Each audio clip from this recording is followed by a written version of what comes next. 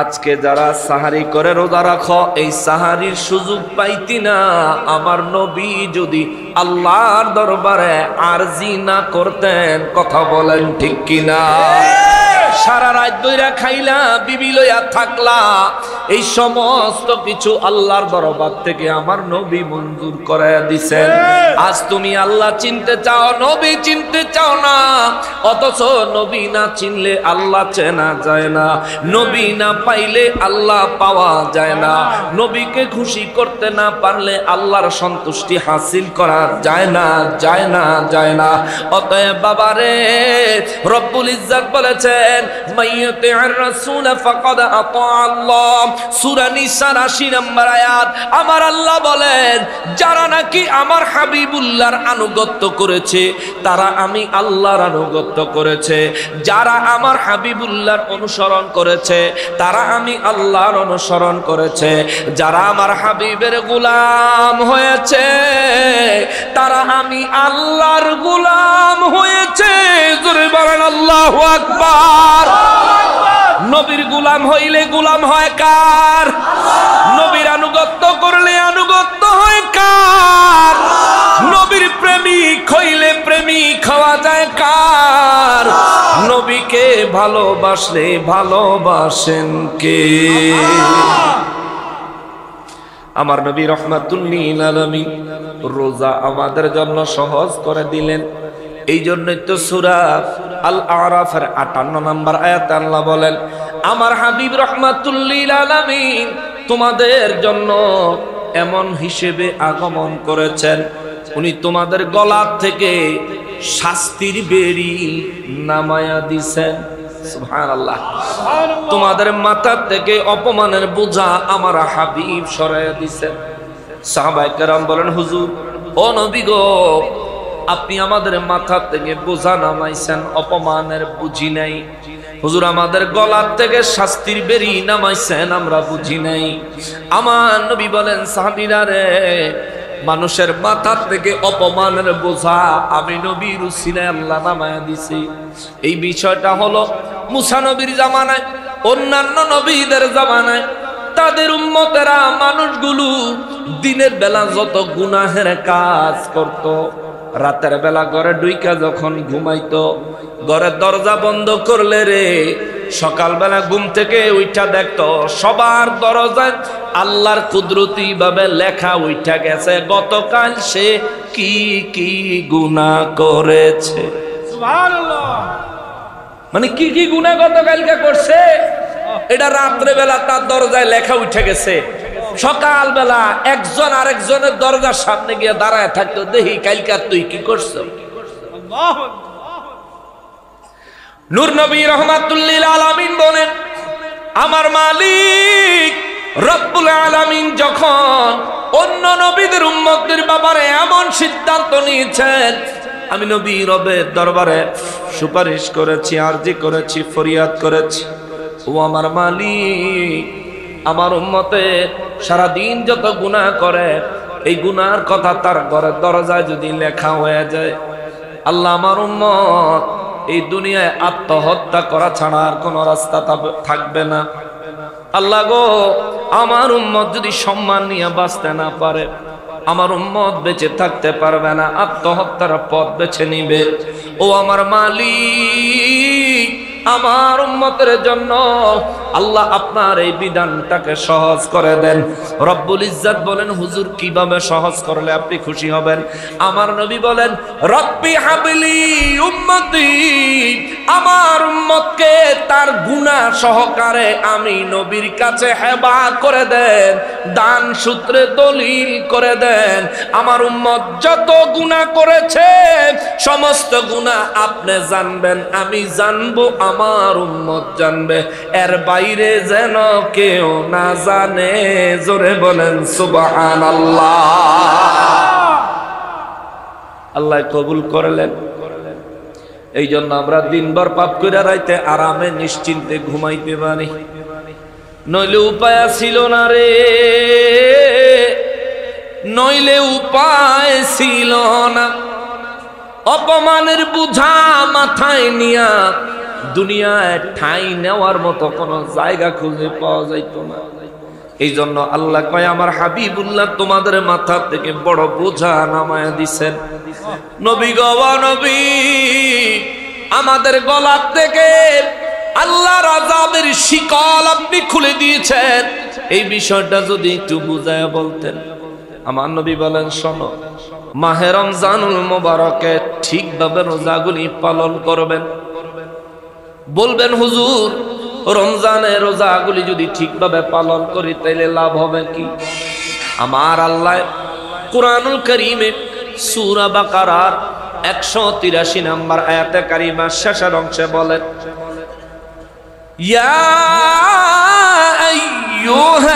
আইয়ুহাল্লাযীনা আমানু কুতিবা আলাইকুমুস সিয়ামু কামা কুতিবা আলাল্লাযীনা মিন ক্বাবলিকুম লাআল্লাকুম তাত্তাকুন।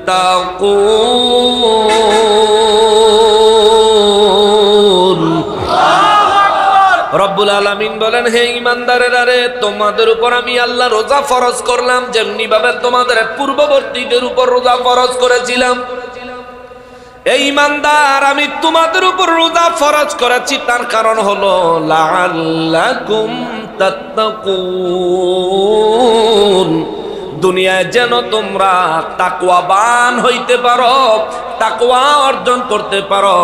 অর্থাৎ আল্লাহ মেসেজ দিলেন, মাহে রমজানুল মুবারকের পবিত্রতা রক্ষা করে যে ব্যক্তি রোজাগুলো পালন করবে, আমার রব্বুল আলামিন তার অন্তরে তাকওয়া দান করবেন। জোরে বলেন সুবহানাল্লাহ। রব্বুল আলামিন বলেন, তাকওয়ার কত দাম জানোনি? তাকওয়ার কত দাম বান্দা জানোনি? সূরা নাহলের 30 নম্বর আয়াতে কারিমায় আমার আল্লাহ তাকওয়ার মূল্যায়ন করেছেন।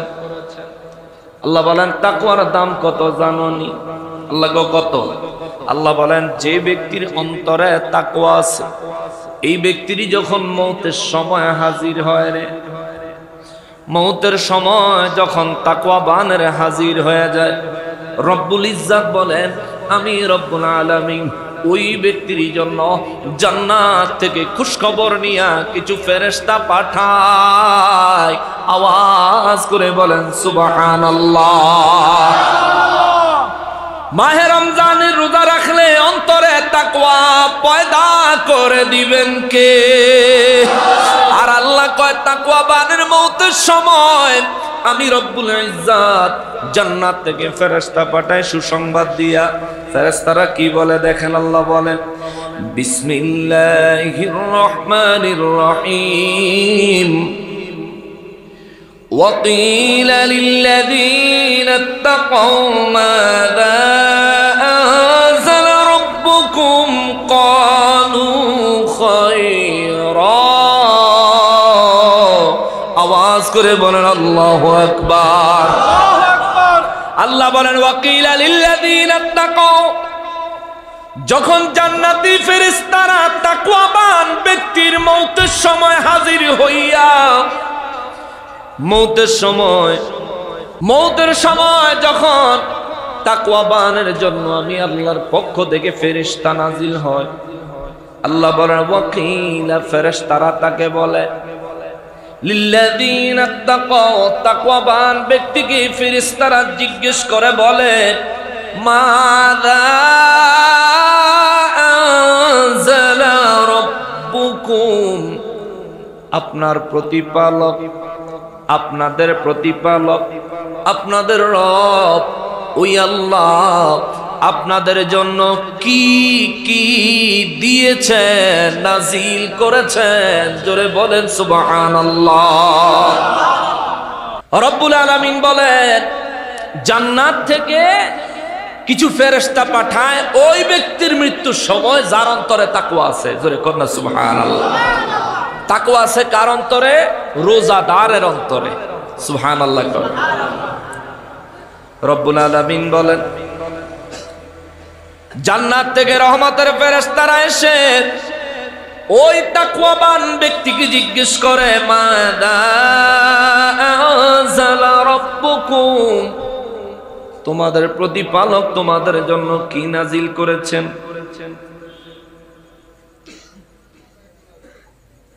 এ বাবা, আমরা প্রতি মুহূর্তে মুহূর্তে নিঃশ্বাস নিচ্ছি, অক্সিজেন আমাদের জন্য নাজিল করেছেন কে? আল্লাহ। জোরে বলতে হবে কে? আল্লাহ। আমাদেরকে প্রতি মুহূর্তে মুহূর্তে অক্সিজেন সরবরাহ করেন কে? আল্লাহ। সকালবেলা পূর্ব আকাশে সূর্য উঠায় কে? আল্লাহ।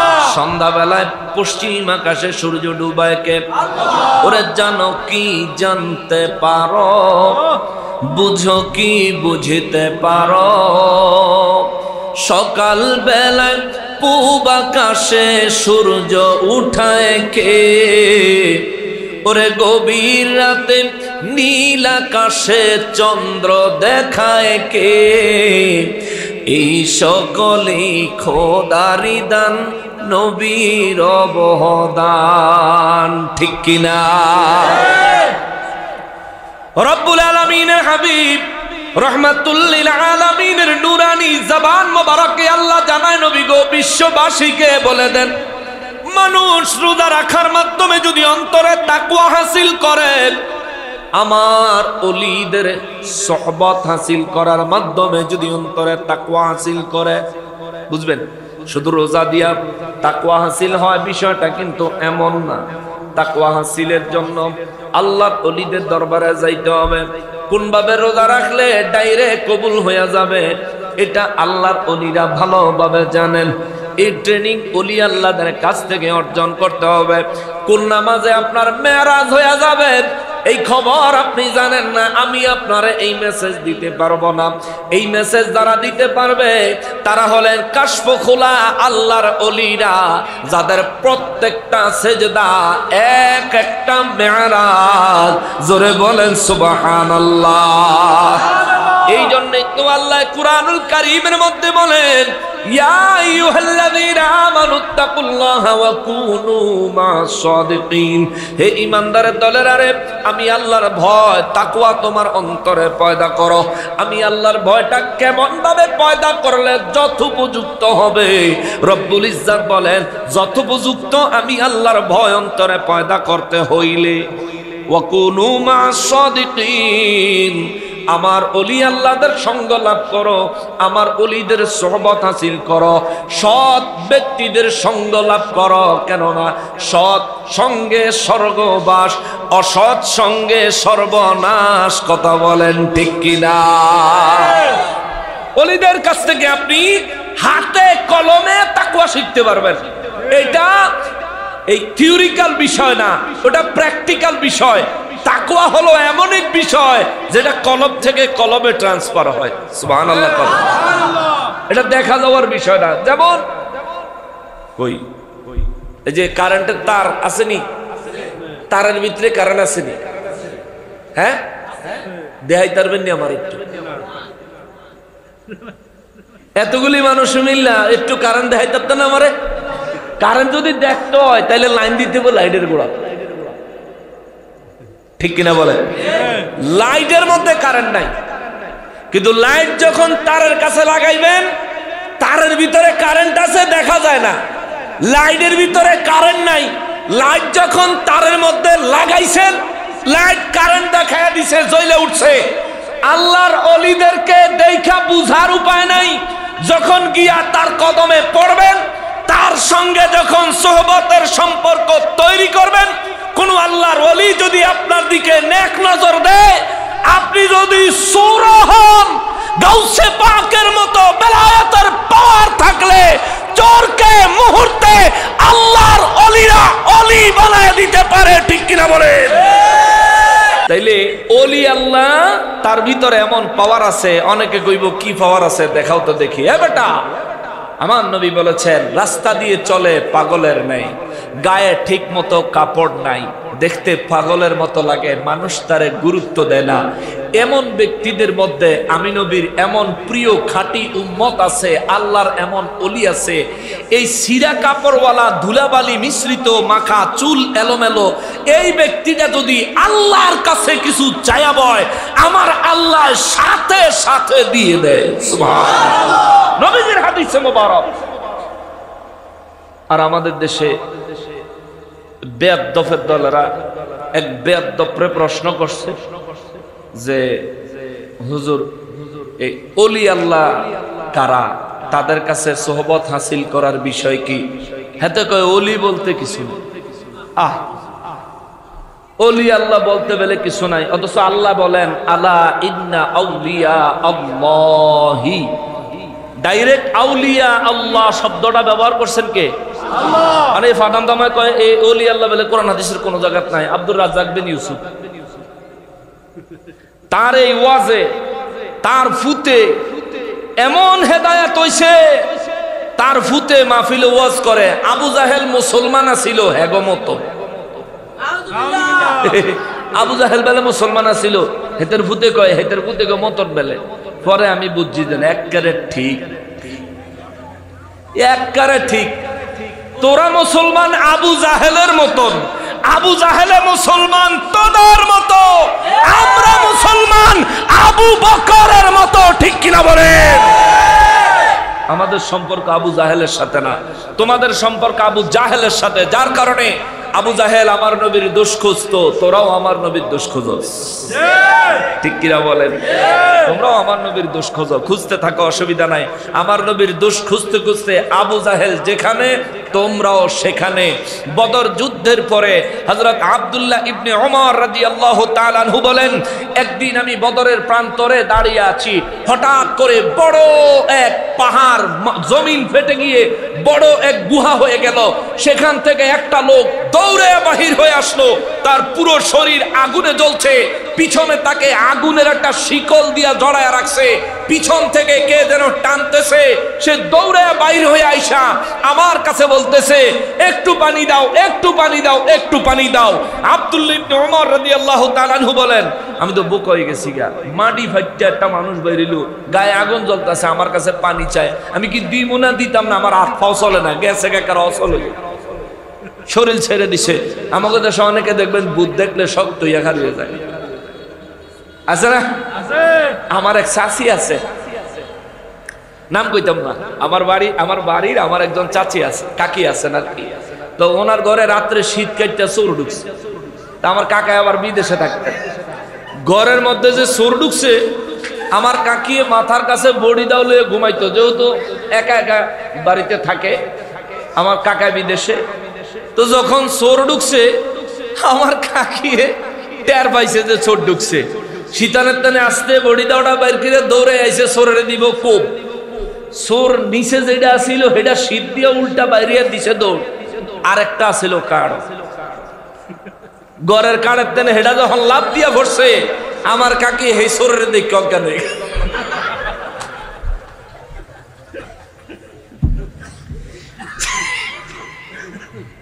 চিন্তা করছে আকাশের তেড়ে কি পড়লো, ঘরের সালের কানের তেজে পড়ছে, ওই নিচের চোর দৌড়াইতে দৌড়াইতে হেডার মাথায় কাম করে না, এ যখন লাভ দিয়ে পড়ছে কাকি গেছো অজ্ঞান। তো কিছু মানুষ জিন ভূত দেখলে হঠাৎ করে দেখবেন একবারে মানে একেবারে শক্ত হয়ে যায়, কিছু মানুষ অজ্ঞান হয়ে যায়। আব্দুল্লাহ ইবনে ওমর রাদিয়াল্লাহু তাআলা আনহু বলেন, মাটির নিচের দিকে এমন মানুষ বাইরিতে দেখে আমি তো এমনি তবদুল্লাহ খেয়ে গেছি, আমি এমনি কি করবো, আমার হাত পা ছেড়ে দিছে। ওই লোক আমার একটু পানি দাও, আমার একটু পানি দাও। পিছন থেকে দুইজন লোক চাবুক নিয়ে দৌড়ায় আসতেছে, আগুনের চাবুক তাদের হাতে, এবং চাবুক তো যেমন তেমন চাবুক না, চাবুকের চতুর্দিকে আগুনের কাঁটা। ওই দুইটা লোক দৌড়ায় আইসা বলে, এই খবরদার, তারে পানি দিও না, এটা জালিম, আল্লাহর আযাবে ন্যস্ত। জোরে বলেন নাউযুবিল্লাহ। হযরত আব্দুল্লাহ ইবনে ওমর রাদিয়াল্লাহু তাআলা আনহু বলেন, আমি দৌড়ায়া মদিনা মুনাওয়ারায় আমার নূর নবী রাহমাতুল লিল আলামিনের দরবারে চলে গেলাম।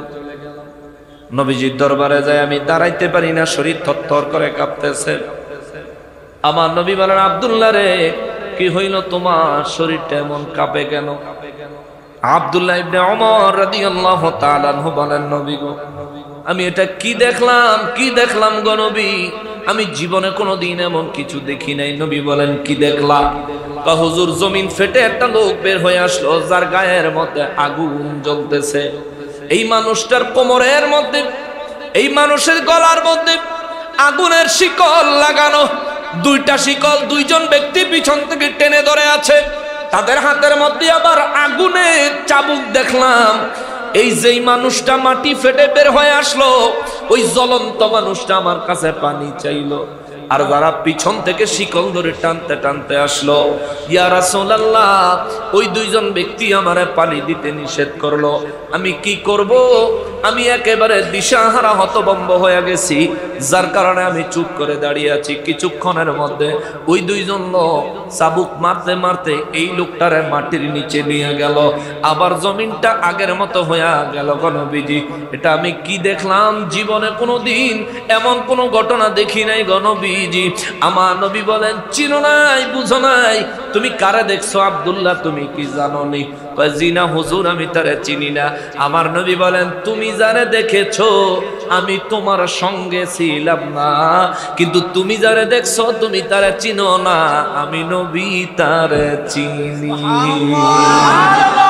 জোরে বলেন সুবহানাল্লাহ। ওরে কোন পাগলে বলে নবী গায়েব জানে না, কোন পাগলে বলে নবী এলেমের শহর গো নবী শাহে মদিনা, এলেমের শহর গো নবী দেওবন্দের ছাত্র যিনি, ওরে মির্জা গোলাম কাদিয়ানি। মির্জা গোলাম কাদিয়ানি কিন্তু হে গো লোক, হে হ্যাঁ গো লোক, বুঝছেন তো? হে হ্যাঁ গো। আমাদের দেশে অনেকে দেওবন্দি পরিচয় দিয়া মিলাদ কিয়ামের বিরোধিতা করে। আমাদের দেশে অনেকে দেওবন্দি পরিচয় দিয়া নবীর ইলমে গায়েবের বিরোধিতা করে। আমাদের দেশে দেওবন্দি পরিচয় দিয়া আবার ওই মির্জা গোলাম কাদিয়ানির বিরুদ্ধে সরকার ফতুয়া দিত, মিছিল মিটিং বাহির করে।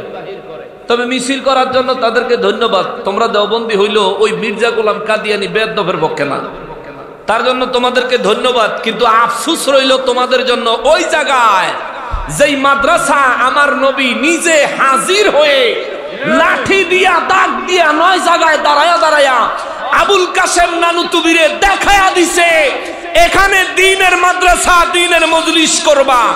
ওই জায়গার মধ্যে ছোট্ট একটা ঘর বানায় রাখছে, আর পাশে অন্য জায়গায় মাদ্রাসা বানাইলো। যেই মাদ্রাসা শুরু হইছে নবীর হাজির নাজির দিয়া, ওই মাদ্রাসাত পয়রা তোমরা যখন নবীর হাজির নাজির মানো না, এই জায়গায় আমাদের আফসোস করা ছাড়া আর কিছু দেখা যায় না। ঠিক কিনা বলে? আর কিছু বলার থাকে না, শুধু আফসোস করি।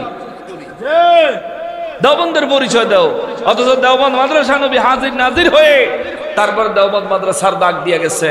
এই জায়গাতে তো তোমরা নাফরমানি করেছো, তোমাদের পূর্বপুরুষরা নাফরমানি করেছে। নবী যে জায়গায় দাগ দিছে সেই জায়গায় তো মাদ্রাসা বানাও নাই। দেওবন্দে যারা পড়ে এগারো জিজ্ঞেস করেন, দেওবন্দ থেকে যারা ফারেক হয়ে আসছে জিজ্ঞেস করে দেখেন, নবীজি স্বপ্নে যে জায়গা দেখাইছে সেই জায়গাতে একটা ছোট ঘর উঠে রাখছে। নবীজি দেখাইছে এখানে মাদ্রাসা করবা, দাগ দিয়ে দিছে। হে মুসলমানের আরে, আমার পেয়ারা নবীর উম্মতের আরে, আমার নবী রাহমাতুল লিল আলামিন বলেন, আব্দুল্লাহ রে, যে লোকটারে তুমি দেখলা তুমি বুঝি তারে চিনো না? বলে, জি না হুজুর, ইয়া রাসূলুল্লাহ, আমি তারে চিনি না। আমার নবী বলেন, আব্দুল্লাহ, তুমি যখন তাকে দেখেছো, আমি নবী তোমার সঙ্গে বদরে হাজির। বাস্তবিকভাবে, বাহ্যিকভাবে আমি নবী তোমার সঙ্গে সেখানে হাজির ছিলাম না, কিন্তু তোমার সঙ্গে কার দেখা হয়েছে এই খবর আমি নবী তোমারে বলতে পারি। আব্দুল্লাহ ইবনে ওমর রাদিয়াল্লাহু তাআলা আনহু বলেন, নবী গো, দয়া করে বলেন আমার নবী বলেন এইটা ছিল আবু জাহেল। জোরে কন্না নাউযুবিল্লাহ। আজকে যারা আবু জাহেলের মুসলমান কয়, আজকে যারা আবু জাহেলের তাদের মতো মুসলমান বলেন, আবু জাহেলের পরিণতি আব্দুল্লাহ ইবনে ওমর রাদিয়াল্লাহু তাআলা আনহু নিজের চোখে দেখেছে। এর জন্য সহিহ সনদে হাদিসে মুবারক বর্ণনা হয়েছে। তার মানে বোঝা গেল বাংলাদেশে আবু জাহেলের ওই প্রেতাত্মাদের ঠিকানা হবে আবু জাহেলের সঙ্গে একই জাহান্নাম। কথা বলেন ঠিক কিনা? একই জাহান্নাম হবে তাদের ঠিকানা। নবী রাহমাতুল লিল আলামিন আমার রব্বুল ইজ্জত নবীজির নূরানি জবান মোবারকে জানায়, নবী গো তাকওয়াবানদেরকে জানায় দেন, ফেরেশতারা তাদেরকে জিজ্ঞেস করবে মাজা আনজালা রাব্বুকুম। মৃত্যুর সময় তাকওয়াবানের কাছে আইসা রহমতের ফেরেশতারা জিজ্ঞেস করবে মাজা আনজালা রাব্বুকুম, আপনি বলেন আপনাদের রব আল্লাহ তাআলা আপনাদের জন্য কি নাজিল করেছেন, কি পাঠিয়েছেন, কি দান করেছেন। এখন প্রতিদিন যে নিঃশ্বাস নেই অক্সিজেন, এটা দান করছেন কে? আল্লাহ। এই যে জমিনে চলি, জমিন দান করেছেন কে? আল্লাহ। প্রতিদিন সকালের সূর্য উঠানো, বিকালে সূর্য ডুবানো, রাতে চন্দ্র উঠানো, তারকা উঠানো, এই গোটা বিশ্ব ভূমণ্ডল নবমণ্ডল পরিচালনা করতেছেন কে? আল্লাহ। এই কুরআনুল কারীম আমাদের জন্য নবীজির নূরানি জবান মোবারকের মাধ্যমে পাঠিয়েছেন কে? আল্লাহ। নবীজি রাহমাতুল লিল আলামিনকে হেদায়েতের পথ আমাদেরকে যেন দেখাইতে পারেন, এই জন্য পাঠাইছেন কে? এখন যিনি মুমিন তাকওয়াবান তিনি বুদ্ধি করে একটা জবাব দিব, চিন্তা করব নবীর কথা কইলে কোরআন বাদ যাইব, কোরআন আর নবীর কথা কইলে অন্যান্য নিয়ামত বাদ যাইব। এখন কোনটার কথা বলি? আল্লাহ আমাদের জন্য কি নাজিল করেছেন, জবাবে কি বলি? আমার আল্লাহ বলেন আমি আমার ঈমানদারদেরকে এমন জ্ঞানী বানাই, এমন জ্ঞানী বানাই, এমন জ্ঞানী বানাই, মৌতের সময়ও তারা জ্ঞান খাটাইয়া উত্তর দেয়। জোরে কন্যা সুবহানাল্লাহ। রব্বুল আলামিন বলেন মুমিন তাকওয়াবানেরা সেদিন ফেরেশতাদের সাথে জবাব দিবেন ক্বালু খায়রা, আওয়াজ করে বলেন আল্লাহু আকবার। নবী রাহমাতুল লিল আলামিনের নূরানি জবান মোবারকে রব্বুল আলামিন জানায়, হুজুর বলে দেন সেদিন তাকওয়াবানেরা জবাব দিবেন আমার আল্লাহ আমাদের জন্য যা নাজিল করেছেন তার সব কিছুই উত্তম খায়ের, আল্লাহর নিয়ামত। জোরে কন্না সুবহানাল্লাহ। আমরা সুখে থাকলেও নিয়ামত কার? আমরা দুঃখে থাকলেও নিয়ামত কার? কবেন হুজুর দুঃখ নিয়ামত? হ্যাঁ, দুঃখ নিয়ামত। রব্বুল ইজ্জাত মুমিনদেরকে দুঃখ দেয়, এর দ্বারা মুমিনদের এমন এমন গুনাহ ক্ষমা করে দেয় যেই গুনাহ সম্পর্কে মুমিনের খবরই নাই। জোরে কন্না সুবহানাল্লাহ। দুঃখের দ্বারা, অসুস্থতার দ্বারা, বিভিন্ন রোগ বিমারের দ্বারা আল্লাহ মুমিনকে মাফ করে দেয়। মুমিনরে আল্লাহ বিমার দেয় গুনাহ মাফ করার জন্য, মুমিনের মর্যাদা মর্তবা বাড়ানোর জন্য, মুমিনের কলবের কাশ খোলার জন্য। জোরে কন্না সুবহানাল্লাহ। এগুলো অনেক বড় নিয়ামত। রোগ কেমন নিয়ামত এই বিষয়ে ওয়াজ করলে এক টপিকের উপর, এক সাবজেক্টের উপরে একদিন পুরো ওয়াজ করলে মনে হয় না শেষ করতে পারবো। ওদিকে যাব না, আমি আয়াতে কারিমার ভিতরে আসি। আবার ফেরেশতারা জিজ্ঞেস করবেন তাকওয়াবানের, আপনিও তাকওয়াবান হয়ে। দুই ধরনের ফেরেশতা আল্লাহ মানুষের মৃত্যুর সময় পাঠায়। এক হলো তাকওয়াবানের জন্য রহমতের ফেরেশতা, আর এক হইল নাফরমানের জন্য গজব আযাবের ফেরেশতা। এই আয়াতের আগে 28 নম্বর আয়াতে কারিমায় আল্লাহ বলছেন নাফরমান কাফের মুনাফিকের কাছে যখন মৌতের ফেরেশতারা আসে তখন জাহান্নাম থেকে ভয়ঙ্কর সূরত নিয়ে আসে। ফেরেশতাদেরকে দেখাই ওই লোক কইতে থাকে আমি জীবনে কোনোদিন অন্যায় করন তো দূর থাক, অন্যায়ের কাছেও যাই নাই, নিজেই বলতে থাকে। ফেরেশতারা তখন বলে বালা, হ্যাঁ অনেক ভালো, কিন্তু তুমি যা করছো সব কিছু উত্তম ভাবে জানেন কে? আল্লাহ। ফেরেশতারা এটা কইবো যে তুমি যা করছো সবকিছু আল্লাহ জানে, আমরা তোমার কাছে জানতে আই নাই তুমি জীবনে পাপ কাজ করছো কি করো নাই। আমাদের কাম হইলো তোমারে অ্যারেস্ট কইরা, আমাদের কাজ হইলো তোমারে অ্যারেস্ট কইরা বন্দি কইরা জাহান্নামের দিকে নিয়ে যাওয়া। জোরে কন্যা নাউজুবিল্লাহ। এই হচ্ছে নাফরমানের জন্য, মুনাফিকের জন্য, কাফেরের জন্য মৌতে ফেরেশতা যখন আসবে তখন এই কথা বলবে।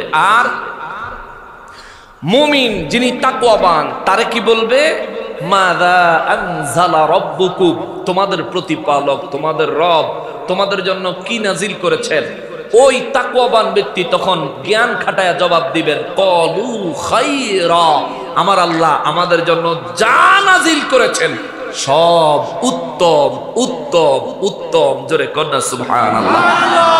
এই জন্য কেউ যদি মোবাইলে ফোন করে জিজ্ঞেস করে অথবা দেখা হইলে যদি জিজ্ঞেস করে কেমন আছেন, বলতে হয় আলহামদুলিল্লাহ ভালো আছি। বুঝতে পারছেন তো? কারণ এখন অনেকে মনে করতে পারেন যে হুজুর আমি তো মাঝে মধ্যে একটু খারাপ তারাপ থাহি, তো কেউ ফোন করলে কইতাম নি বেলে খারাপ আছি। খবরদার, আপনি যদি তাকওয়াবান হন আপনার সর্বসুরত সর্বহাল সর্বক্ষণ আপনি চিন্তা করবেন, এটা মনের মধ্যে সেট করে নিবেন, এটা আমি এখন কষ্টে আছি, এতেই আল্লাহ খুশি। নিশ্চয় আমি কষ্টে থাকি, এটা আল্লাহ চায়, যার কারণে আমারে কষ্টে রাখছেন আল্লাহ। অতএব যেহেতু আল্লাহ চায় আমি কষ্টে থাকি, সেহেতু আমার কোনো আপত্তি নাই। কারণ আমার এই দেহের মালিক কে? আল্লাহ। এই দেহের রূহের মালিক কে? আল্লাহ। তাহলে এই দুনিয়ার মালিক কে? আল্লাহ। আমি কে? আমি তো কেউ না। আমি কার? আল্লাহ। আমি কে এমন কোন পরিচয় আমার নাই, কিন্তু আমি কার? আমি কার? আল্লাহ কয় আমার বান্দা আর আমার হাবিবের উম্মত। জোরে কন্যা সুবহানাল্লাহ। তোর দেহ দেখা যায়, আমার হাবিবুল্লাহকে দেখা যায়, তোর রুহু দেখা যায় না, আমি আল্লাহকে দেখা যায় না। সুবহানাল্লাহ বলেন। রুহু ছাড়া দেহ শূন্য, রুহু ছাড়া দেহ শূন্য, দেহ ছাড়া রুহু শূন্য, দেহ ছাড়া রুহু দেখা যায় না, নবী ছাড়া আমি আল্লাহকে পাওয়া যায় না, দেহ ছাড়া রুহু দেখা যায় না, নবী ছাড়া আমি আল্লাহকে পাওয়া যায় না, যায় না, যায় না। এই জন্য আল্লাহ ইচ্ছা করলে আমাদের দেহ এবং রুহের সমন্বয় ব্যতীত ভিন্ন কোনো ভাবেও আল্লাহ আমাদেরকে বানাইতে পারতেন, কিন্তু আল্লাহ আমাদেরকে ওইভাবে না বানাইলেন। রুহ দিলেন দেখি না, দেহ দিলেন দেখা যায়। আল্লাহ কয় আরে বানাইছি আমি, আমারে দেখা যায় না, কিন্তু আমি যেন আসি তার প্রমাণ হইল আমার হাবিবুল্লাহ। জোরে কন্যা সুবহানাল্লাহ।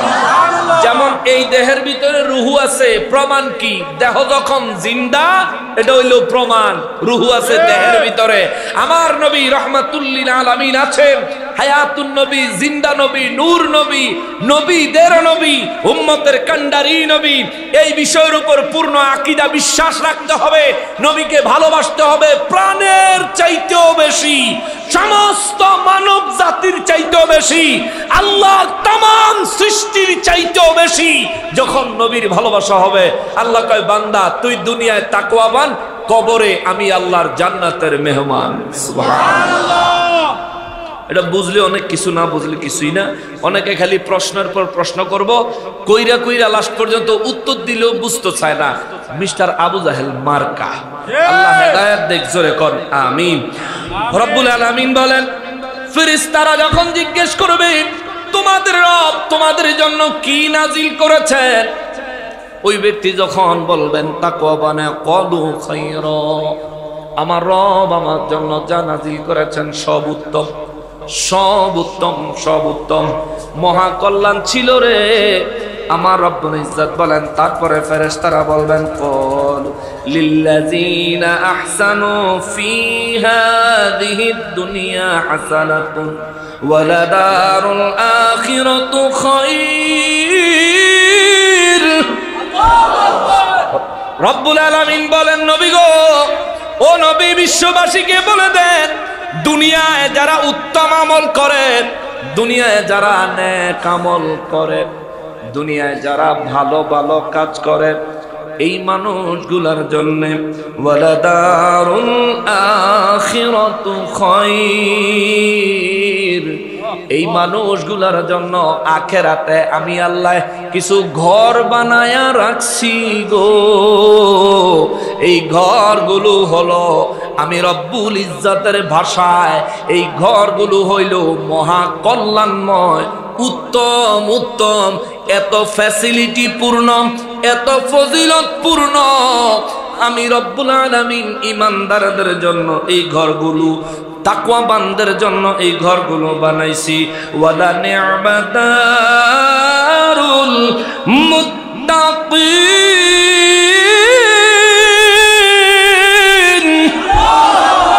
আল্লাহ কয় ওয়ালা নি'মা, আর অবশ্যই এই ঘরগুলো চমৎকার। সুবহানাল্লাহ। কে বলছেন চমৎকার? আল্লাহ বলেছেন চমৎকার। তাহলে এর চাইতে চমৎকার আর কিছু হতে পারে না।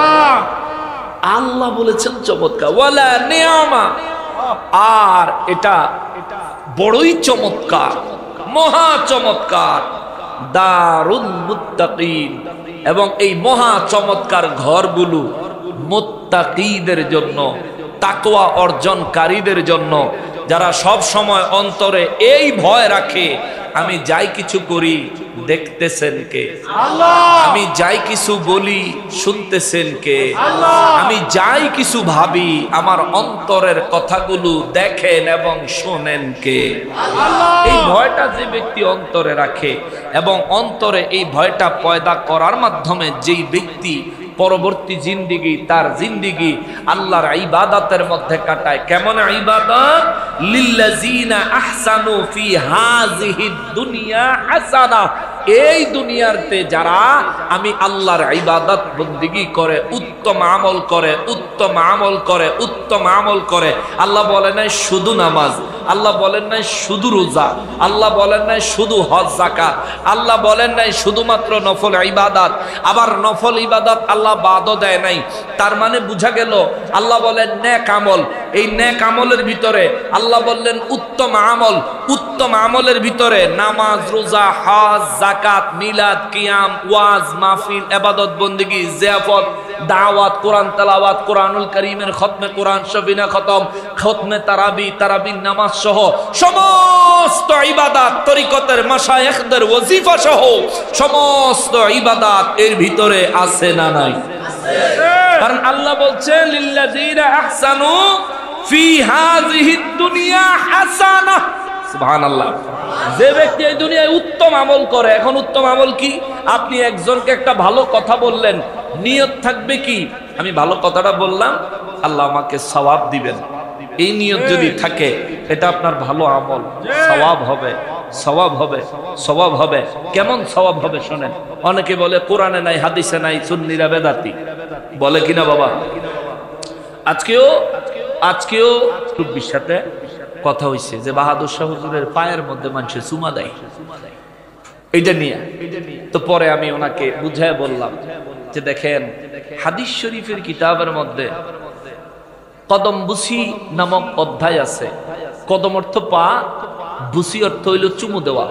এখন বুসা কারে কয়? বুসা হইল এমন চুমু যেই চুমু দেওয়ার পর ঠোঁটের নিচের পেট এই পায়ের মধ্যে অনুভব হয় যে লাগছে, হেডা হইব গিয়া বুসা। পায়ের মধ্যে চুমু দেওয়া বিদআত নয়, শিরিক নয়, বরং এটা সুন্নাত। জোরে কন্যা সুবহানাল্লাহ। অনেকক্ষণ বুঝাইলাম। আমার আরেক চাচায় বললেন যে তাইলে কি সেজদা হয়ে যায় না যখন পায়ের মধ্যে চুমুটা দিল? আমি বললাম যে না চাচা, তখন সেজদা হয় না, কারণ সেজদার একটা সংজ্ঞা আছে, এটা জানতে হবে। সেজদা কারে কয়? আপনার অন্তরে থাকতে হবে সেজদার নিয়ত।